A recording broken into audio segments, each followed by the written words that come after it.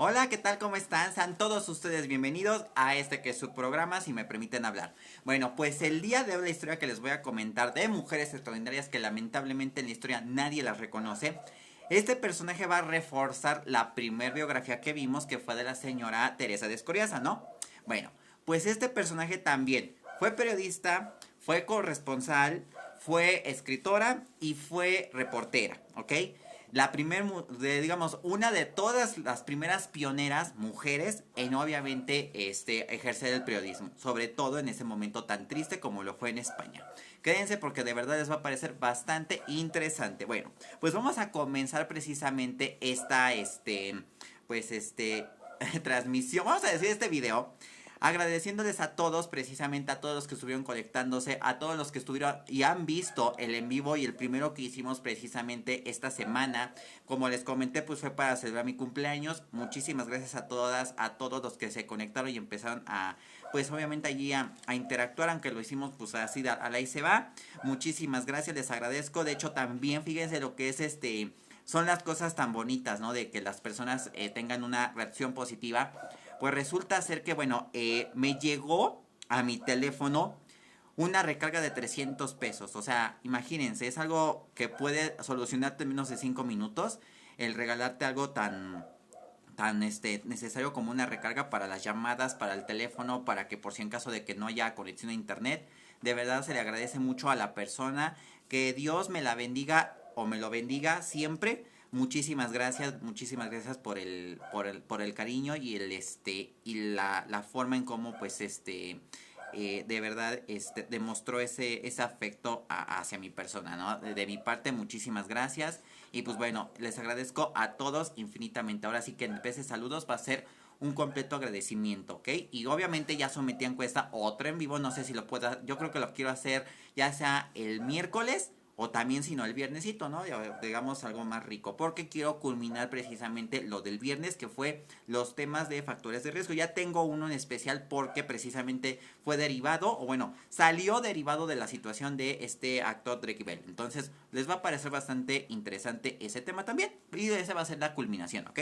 Bueno, sin más preámbulo, vamos a comenzar con la historia. Bueno, pues este personaje, como les comento, es una de todas muchas mujeres que decidieron tener un espacio y exigir un espacio para la libertad de expresión. Bueno, el personaje del que les platico se llama Josefina Carabias Sánchez Ocaña, ese es su verdadero nombre.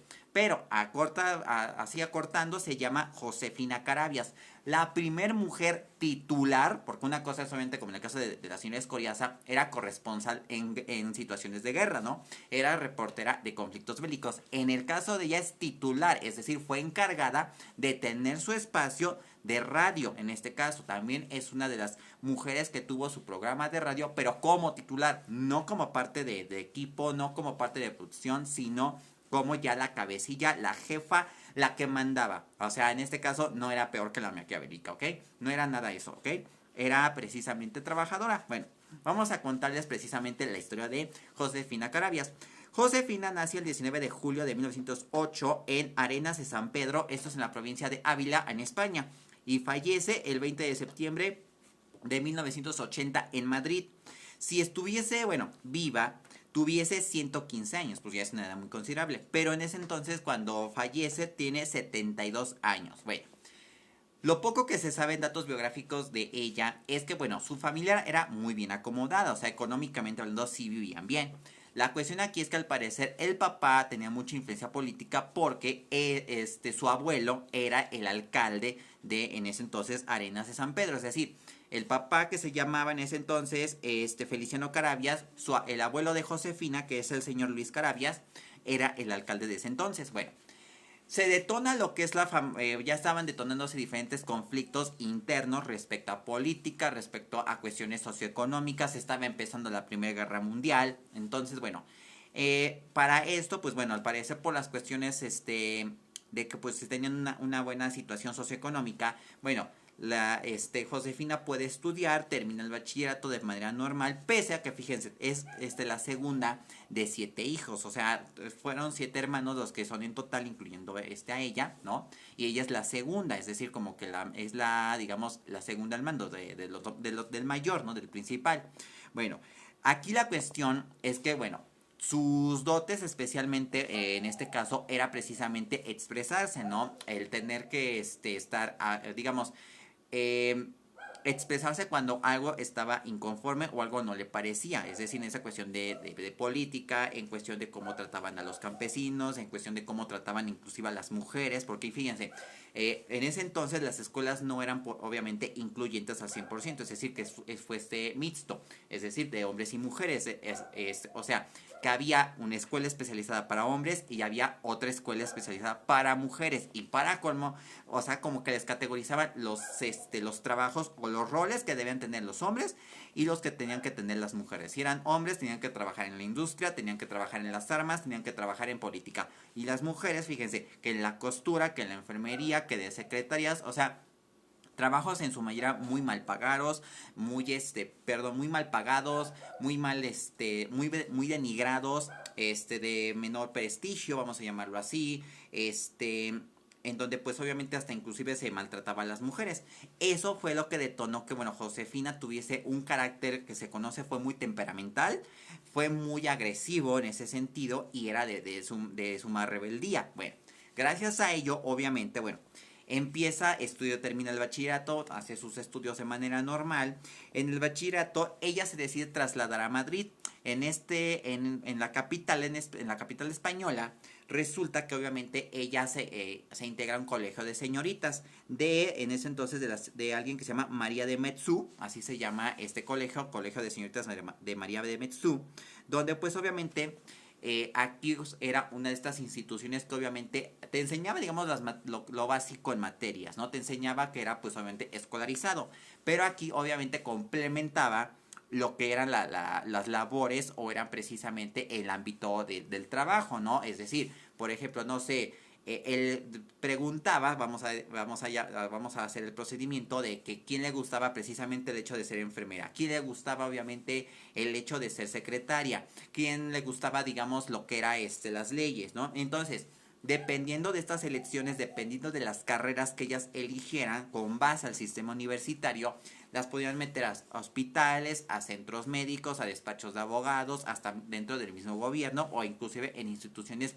educativas relacionadas con este sistema. Bueno, en el caso de Josefina, pues ella decide obviamente por lo que es el derecho. Sin embargo, cuando se detona precisamente ya la famosa Guerra Civil Española, digamos, los primeros inicios de la Guerra Civil, porque hubo 3 etapas. La primera etapa fue el inicio de lo que le llaman la primer dictadura, la primer república, porque es cuando empieza esta detonación entre las personas que estaban a favor de que hubiese un rey y en contra de que hubiese uno, o es decir, ya querían un gobierno democrático. Bueno, se detona todo esto, al parecer, pues bueno, se inician las primeras planeaciones, los círculos intelectuales, inician quién está a favor, quién está en contra, las diferentes protestas, movimientos sociales que involucraban obviamente el fin de esta famosa dictadura y también el fin de diferentes delitos como la corrupción, la compra de votos, entre muchos otros temas que obviamente afectaban al sistema político en ese momento. Bueno,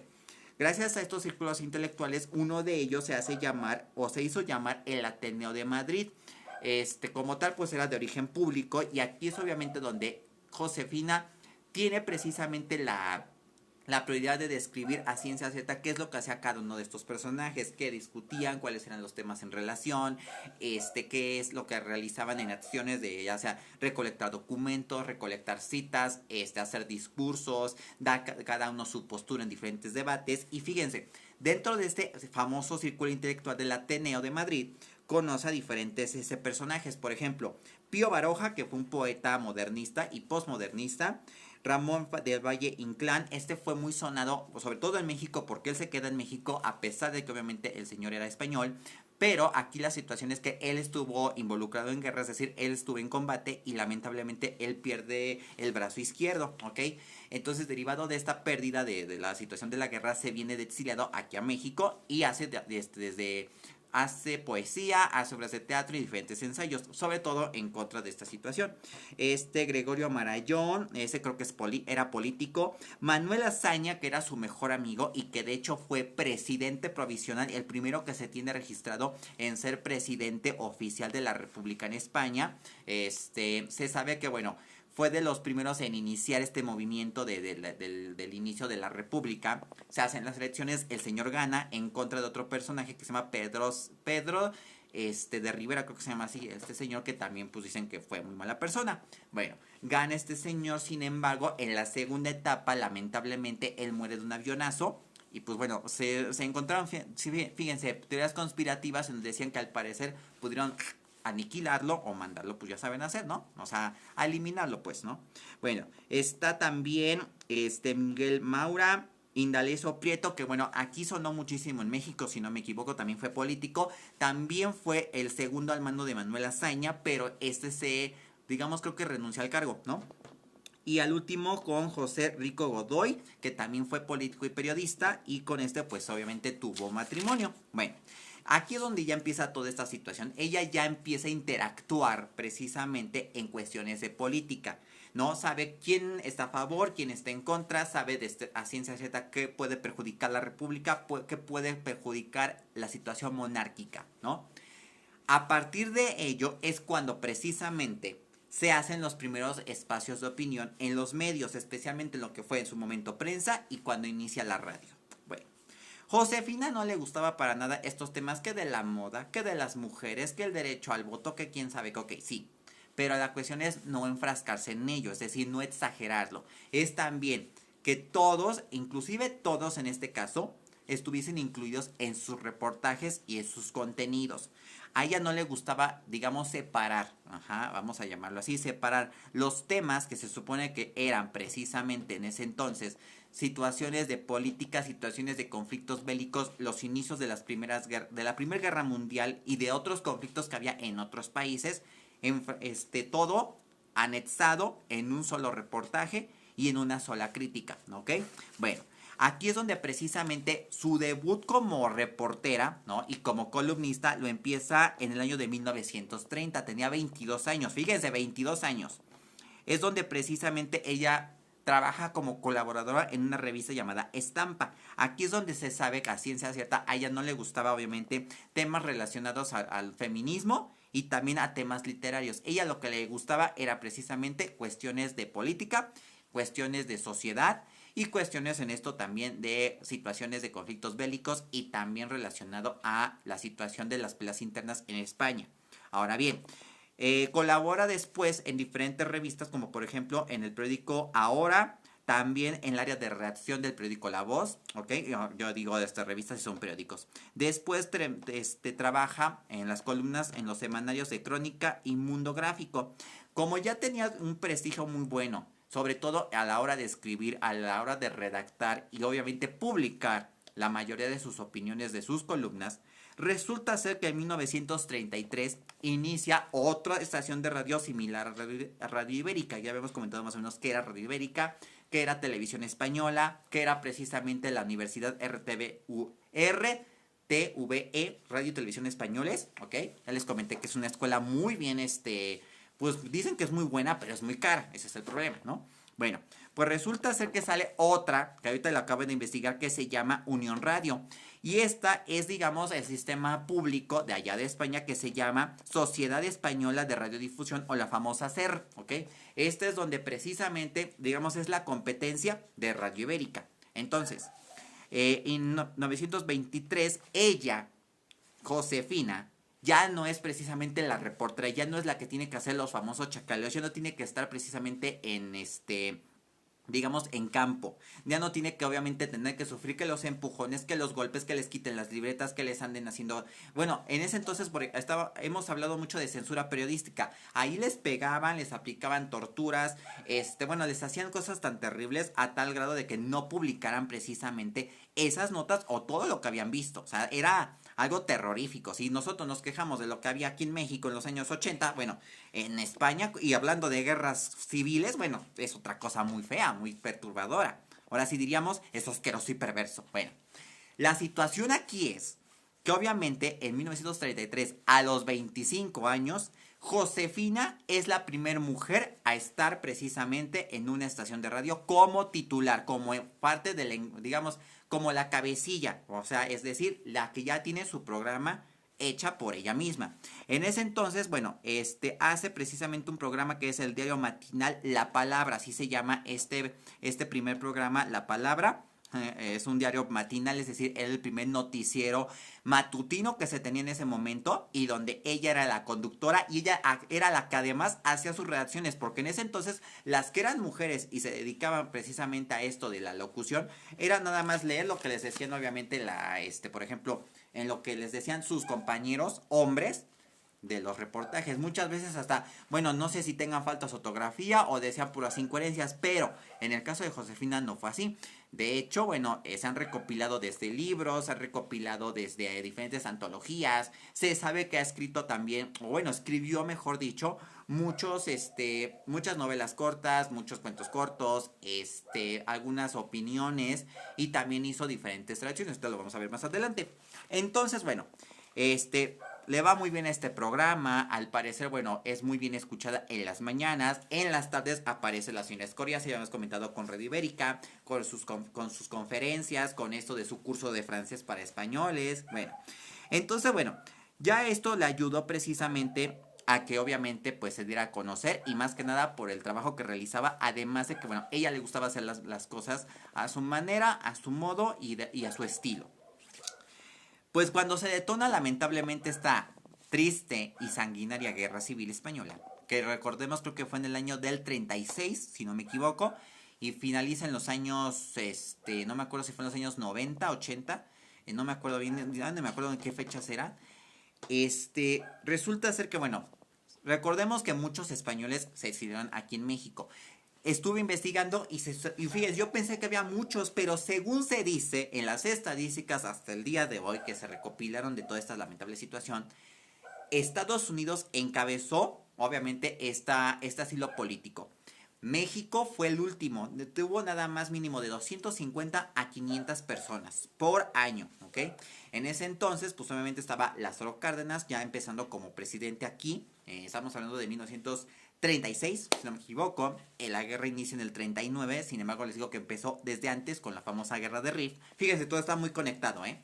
Bueno, se detona todo este exilio de los españoles, españoles, no piojosos, hay que categorizar porque como les comento, hay unos que sí de plano se pasan de la raya y son racistas a lo peor, y pues en este caso como la señora y como muchos personajes que hemos visto, cantantes, actores, intelectuales, mismos periodistas, hasta políticos, bueno, eran una inminencia, ¿no? Y respetaban la cultura y la forma de pensamiento, especialmente en México, bueno. Josefina entra aquí a México, se sabe que estuvo en la capital, en ese entonces el famoso Distrito Federal, lo que es actualmente la Ciudad de México, pero al parecer como que no se adaptó muy bien. Entonces, obviamente, ella llega aquí y hace, fíjense, ya hace una investigación de historia, porque también le gustaba mucho esa situación de los asuntos históricos y culturales. Bueno, hace su investigación de manera normal y luego se va para Argentina. En Argentina ya se establece como ciudadana, tiene su residencia, tiene su documentación, nace su hija, la primera de sus hijas que se llama Carmen, tuvo dos, creo que la otra se llama Victoria, no me acuerdo, pero bueno, tiene a sus dos hijas precisamente en Argentina. Hace ahora sí que como corresponsal, es decir, hace todavía sus mismas crónicas, ya en este caso ya no eran precisamente en cuestión de política, sino también en cuestión de vida social, es decir, qué hacían los argentinos, su forma de vivir respecto a la comida, los lugares donde ella visitaba, ¿no? Algo así como una especie de revista, pero redactada en primera persona, ¿no? Entonces, bueno, para evitar precisamente que obviamente se descubra a este personaje o que en efecto la puedan capturar o que a lo mejor la lleguen a acusar hasta de otras cosas, de otros delitos, se tuvo que llamar Carmen Moreno. Ese era su seudónimo, es decir, su apodo, ¿ok? Entonces, bueno, lamentablemente, bueno, se hace un caos precisamente en España. El esposo ingenuamente regresa por una supuesta herencia y lo encarcelan. Esto fue en 1942.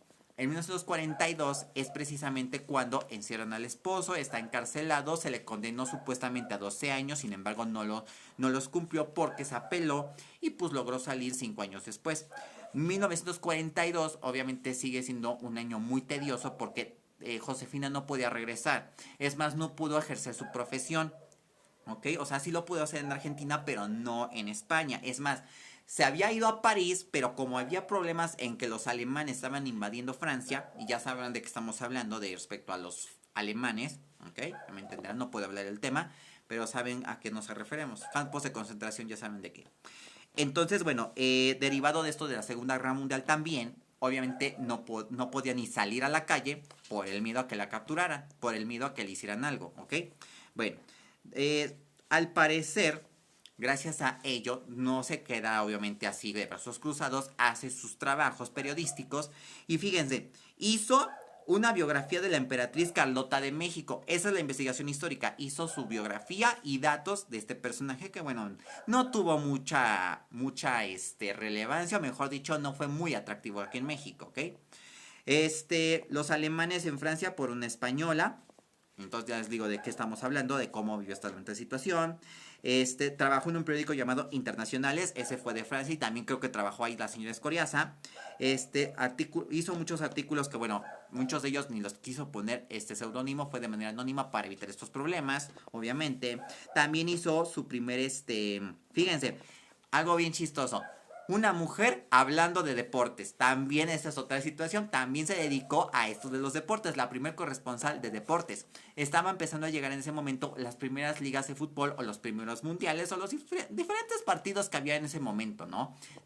Digamos, entre equipos locales, especialmente tanto en Francia como en Argentina y en México. Bueno, ella hace diferentes crónicas relatando las situaciones que había dentro de los partidos de fútbol y fuera de los partidos de fútbol.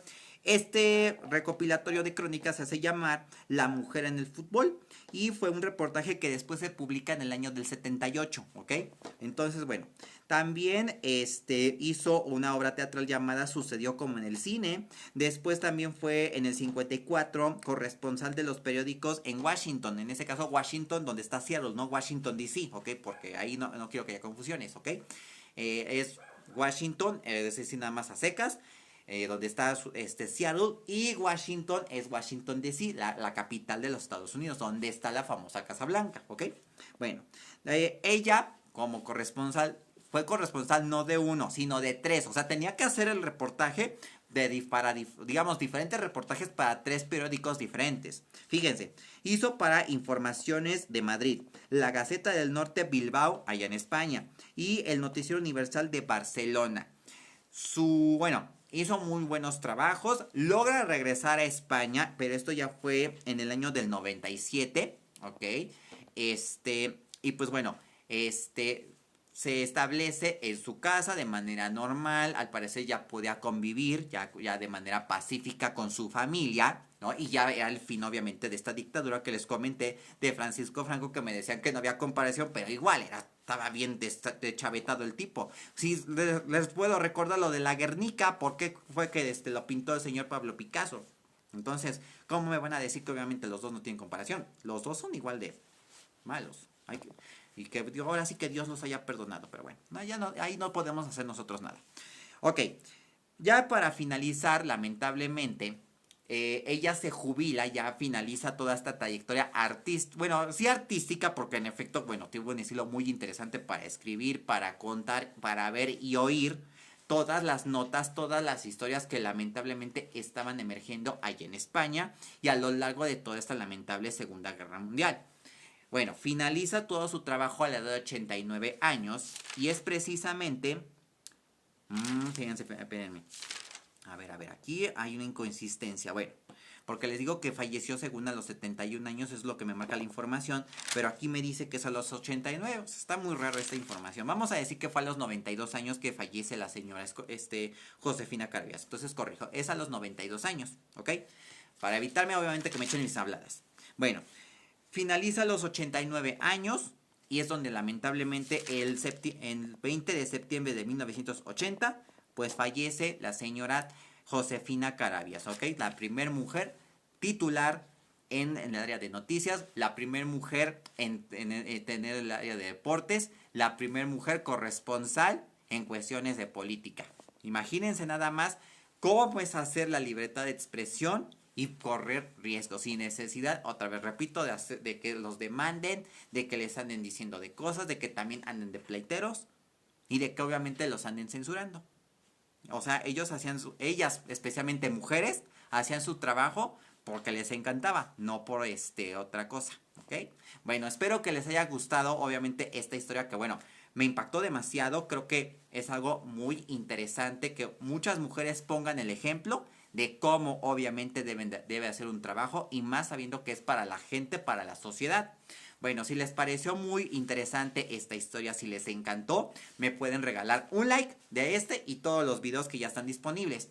Y aprovechando, se pueden suscribir a este canal, activar la campanita cuando ya les diga a YouTube que ya está listo este video. Sus comentarios son muy importantes y son demasiado necesarios.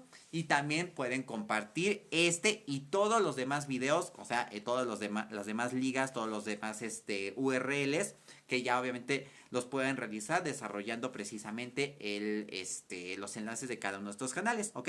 También ya pueden hacer sus donativos de manera normal y obviamente, como les digo, no son obligatorios, pero bueno. Muchísimas gracias a todos, nos vemos en una siguiente edición. Mi nombre es Orián Castañeda y recuerden una cosa: en este espacio a mí y a todos se nos permite hablar porque el silencio es la peor mentira.